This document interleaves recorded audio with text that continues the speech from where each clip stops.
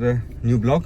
सो आज हम हरिद्वार से निकल रहे हैं। आज है 17 तारीख और अभी सुबह के हो रहे हैं 4:45 और अब यहाँ से रवाना हो रहे हैं जोशीमठ के लिए, क्योंकि अभी 4 धाम के अंदर बहुत ज़्यादा मतलब रश है, तो इस वजह से अर्ली मॉर्निंग रवाना हो रहे हैं। तो अर्ली मॉर्निंग रवाना होने की वजह से कि हमें रश में थोड़ी सी हमें प्रॉब्लम ना हो, इसलिए हम कोशिश कर रहे हैं। तो अभी रास्ते में बताता हूँ मैं आपको क्या रश है क्या नहीं है, सारी चीज़ें अपडेट्स देता रहूँगा मैं आपको। चलिए कनेक्ट करते हैं रोड्स के ऊपर। लेट्स हिट द रोड करवा रहे हैं, क्योंकि आगे पता नहीं पेट्रोल का और डीजल का क्या स्थिति है। सो पेट्रोल पंप पर रुके हुए हैं, अब चलते हैं आगे।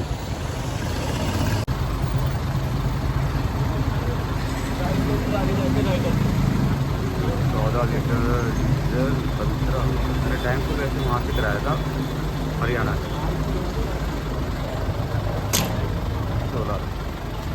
1618 लीटर आया था।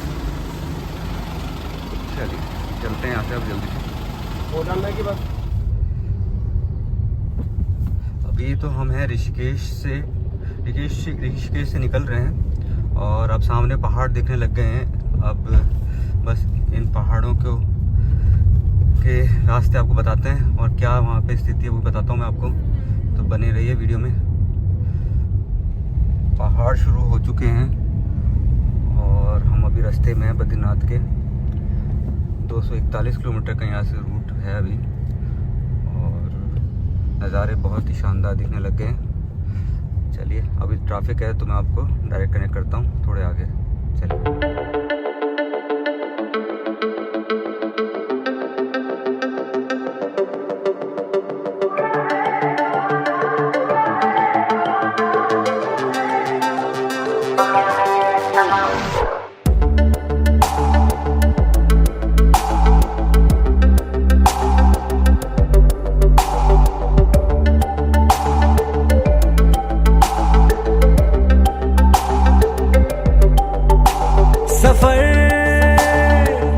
कैसा है ये सफर,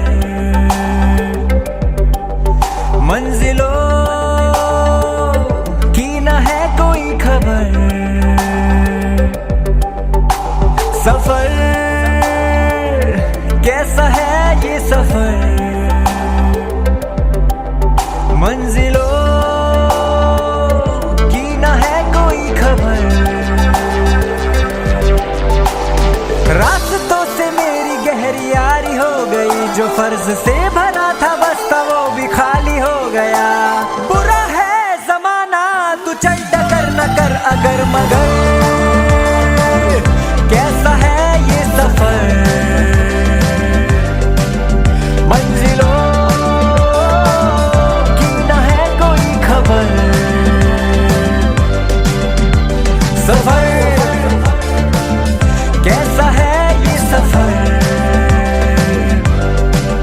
मंजिलों की न है कोई खबर। सफर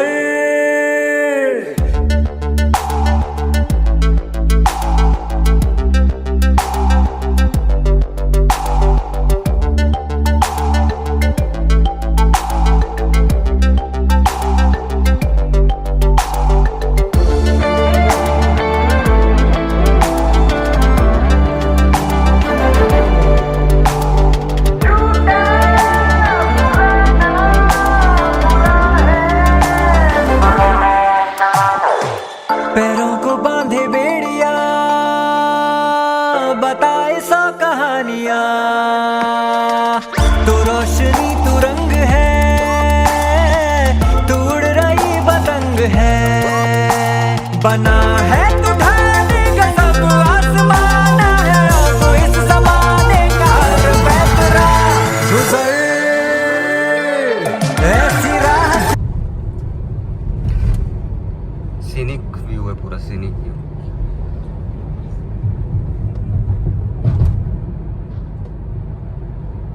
तो अभी श्रीनगर है 69 किलोमीटर्स और बद्रीनाथ 263 और अभी फर्स्ट जो आता है इस लैंड साइड एरिया अभी तक वो आने वाला है शायद इसके पास में। और आगे रोड कंडीशंस अभी तक तो बहुत बढ़िया है, अब देखते हैं आगे कैसी रोड कंडीशंस मिलती है।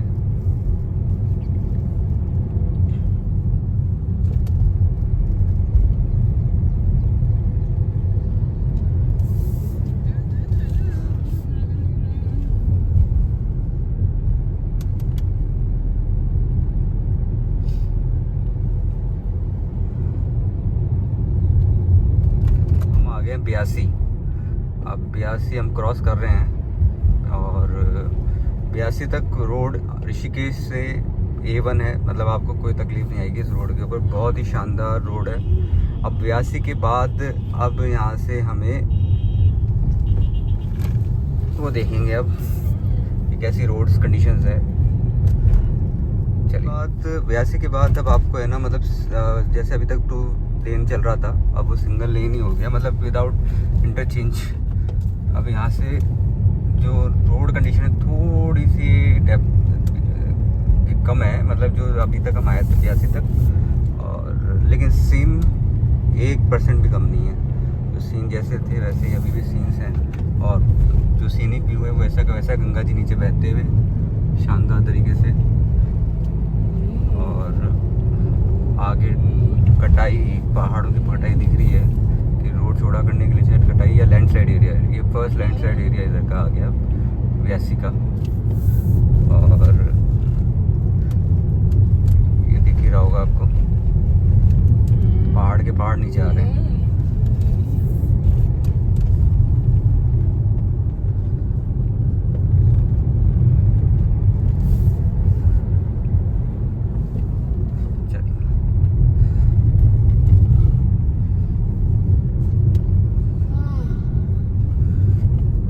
लैंडस्लाइड्स के ज़्यादा पॉइंट्स है ब्यासी के बाद आपके, तो अगर यहाँ पे अगर दोनों साइड से अगर ट्रैफिक ज़्यादा मिला तो आपको दोनों साइड से जाम होने की संभावना ज़्यादा हो जाती है इस ब्यासी के रोड के ऊपर। ब्यासी से आगे आते हैं तो उसको आपको देखना होगा, है ना। और पहाड़ के पहाड़ ही नीचे आ रहे हैं, देख रहे हो आप, यहाँ पे सीन आपको दिख रहे होंगे। ब्यासी के बाद मतलब लैंडस्लाइड का एरिया बहुत ज़्यादा है। ऋषिकेश क्रॉस कर चुके हैं आप, देख लो। ब्यासी के बाद हम जल्दी पहुंच जाएंगे, ज्योतिष मठ पहुंच जाएंगे हम 1-2 बजे। ये देखिए, अब यहाँ पे अगर दोनों साइड से जाम आएगा, दोनों साइड से गाड़ियाँ चलेंगी तो कितना बड़ा जाम लग सकता है। तो ये दिख रहा होगा आपको। अभी गाड़ी चल रही है, यहाँ पे नेटवर्क कम आता है। हाँ, सो रहा है अभी मेरी गोद में। चिल्लाया तो जोर जोर से। क्या ही, हम तो सारे डुबकी हम वैसे तो 3:30 बजे पहुंच गए थे हमारी दुआ, लेकिन धूप में क्या नहाते फिर, इसलिए फिर आए। हाँ, अगर बीमार पड़ जाए तो इसलिए फिर हम पहले होटल जाके फिर हम 12:30 बजे नहाए फिर हम। हाँ, फिर गंगा आरती वगैरह देखी पूरी। तो फिर जब आपका फोन आया ना, तो वहाँ पे भयंकर भीड़ थी।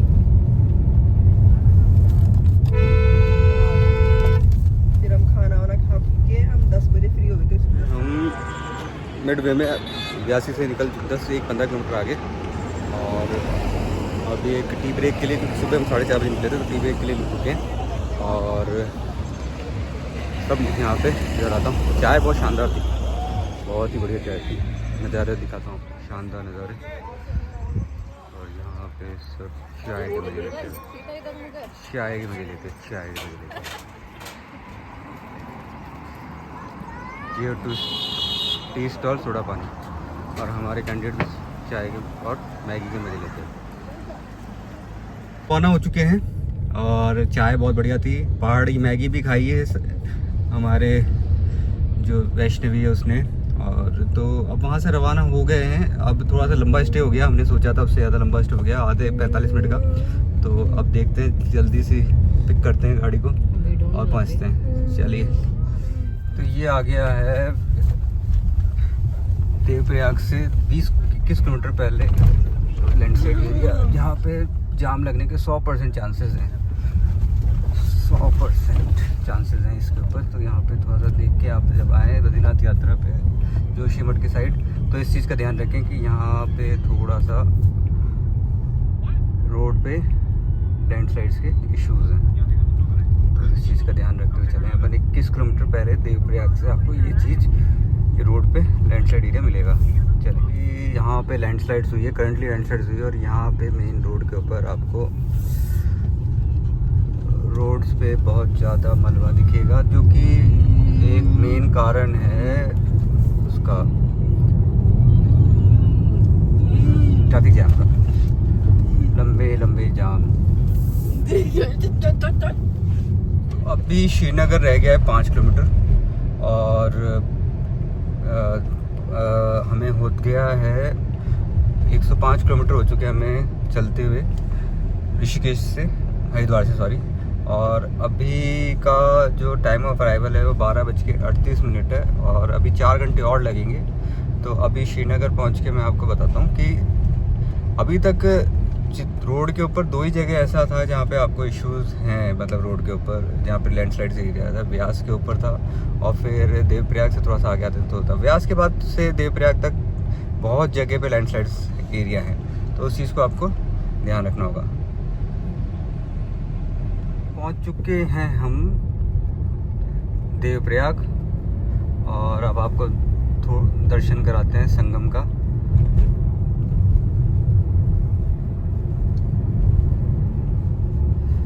थोड़ी देर में देवप्रयाग से 9 किलोमीटर आगे आएंगे जब हम, तो आपको श्रीनगर से 20 किलोमीटर पहले आपको रोड के ऊपर बहुत ज़्यादा लैंडस्लाइड मिलेगी, ठीक है। और इन लैंडस्लाइड्स के अंदर अगर आप दिन में अगर आप यात्रा कर रहे हैं तो पॉसिबिलिटीज़ हैं कि जाम मिले आपको। तो ये चीज़ ध्यान रखना है हमें, क्योंकि हमें अब तक हम 2 पॉइंट्स पे आ चुके हैं। एक तो व्यास के पास था, व्यास के बाद तो बहुत ज़्यादा था, और अब देवप्रयाग के बाद भी 1-2 पॉइंट्स ऐसे मिले हैं जहाँ पे जाम लगने के चांसेस हैं। तो इस चीज़ को आपको देखते हुए चलना होगा। और बाकी रोड्स दिखिए हैं आपको। हम देवप्रयाग और अब दर्शन कराते हैं आपको संगम के, अलकनंदा का और बाकी रहती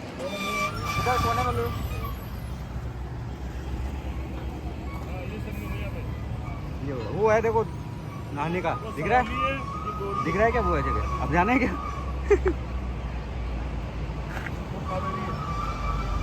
कावेरी। देवप्रयाग से 9 किलोमीटर आगे आएंगे जब हम, तो आपको श्रीनगर से 20 किलोमीटर पहले आपको रोड के ऊपर बहुत ज़्यादा लैंडस्लाइड मिलेगी, ठीक है। और इन लैंडस्लाइड्स के अंदर अगर आप दिन में अगर आप यात्रा कर रहे हैं तो पॉसिबिलिटीज़ हैं कि जाम मिले आपको। तो ये चीज़ ध्यान रखना है हमें, क्योंकि हमें अब तक हम 2 पॉइंट्स पे आ चुके हैं। एक तो व्यास के पास था, व्यास के बाद तो बहुत ज़्यादा था, और अब देवप्रयाग के बाद भी 1-2 पॉइंट्स ऐसे मिले हैं जहाँ पे जाम लगने के चांसेस हैं। तो इस चीज़ को आपको देखते हुए चलना होगा। और बाकी रोड्स दिखिए हैं आपको।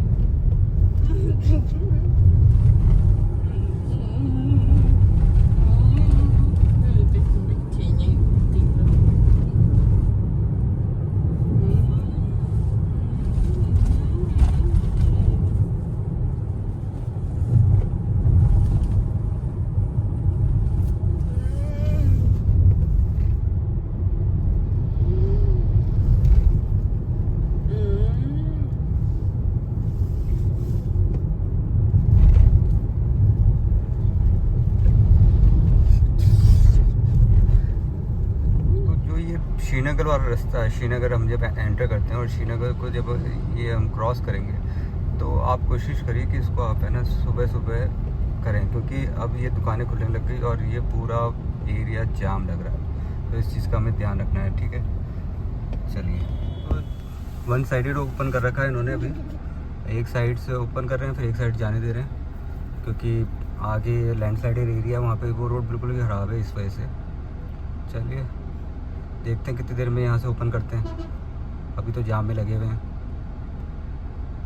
पूरी तरह से जाम कर रखा है अभी, क्योंकि अभी हाईवे को रोक रखा है पूरा।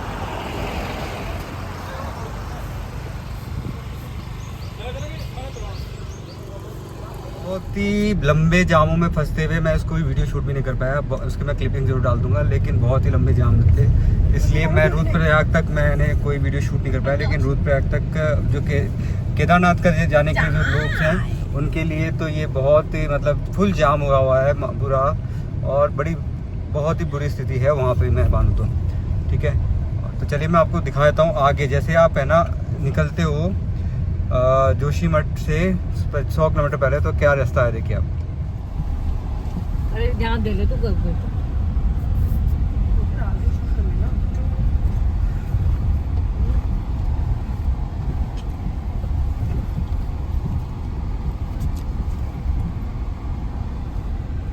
बहुत ही बुरा रास्ता है, बहुत ही खतरनाक रास्ता है, लैंडस्लाइड का सबसे ट्रॉपिकल जोन है ये। दोनों साइड से गाड़ी आ रही है, लेकिन चलिए उन्होंने कम से कम मलबा एक साइड का तो ओपन कर रखा है, जिससे क्लीन कर रखा है, जो अपन गाड़ी पास हो पा रही। लेकिन यहाँ पे अब देखिए यहाँ से तो बिल्कुल मतलब इधर तो खाई और इधर बहुत बुरा रास्ता है। चलिए मैं ना एक बार गाड़ी को लगा देता हूँ, नहीं तो समस्या आ जाएगी। ठीक है,